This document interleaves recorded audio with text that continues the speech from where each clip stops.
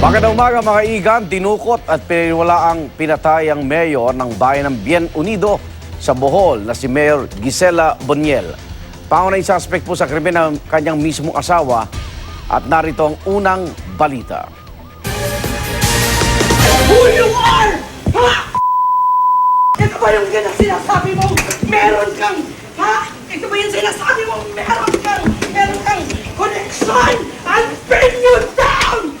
Hindi napigilan ni Angela Leyson na maging emosyonal nang makaharap si Bohol Provincial Board Member Nino Ray In Boniel sa Police Regional Office 7 ng Cebu City. Ayon kay Leyson, si Boniel ang nagpadukot at nagpapatay sa sarili niyang asawa na si Bien Unido Bohol Mayor Gisela Boniel. Si Leyson ang matalik na kaibigan ni Mayor Boniel.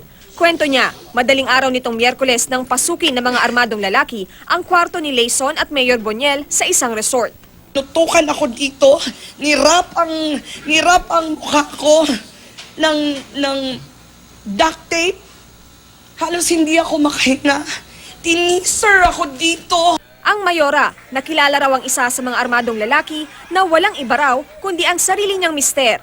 Nagmakaawa pa raw ang mayor na huwag idamay si Angela. Ang isa pa nilang matalik na kaibigan, kinilala rin umano ang sasakyan na siyang ginagamit na service ni board member Boniel. Matapos dukutin ng alkalde, isinakay raw si Leyson at ang kanyang anak sa van ng driver ni Mayor na si Randel Lopas para dalhin sa Tubigon, Bohol.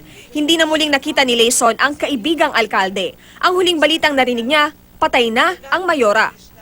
I've just heard the latest news that she's dead.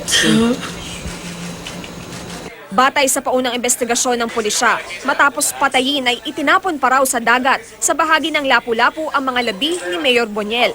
Ayon kay Leyson, matagal na raw may problema ang mag-asawa. Matagal na silang may alitan ng asawa niya. She really wants to leave.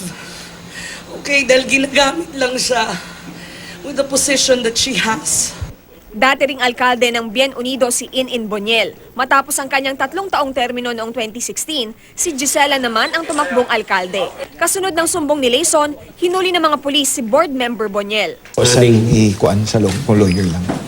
Mga ilang oras. Anyway, in due time, magpagawas ako statement. Ang driver naman na si Lopas, itinangging may kinalaman siya sa krimen. Si Angela, sa Tubigon. Patuloy naman ang investigasyon ng pulisya sa insidente.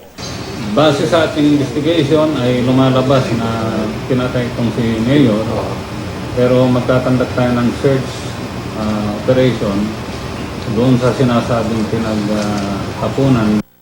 Para sa unang balita, Victoria Tulad, reporting.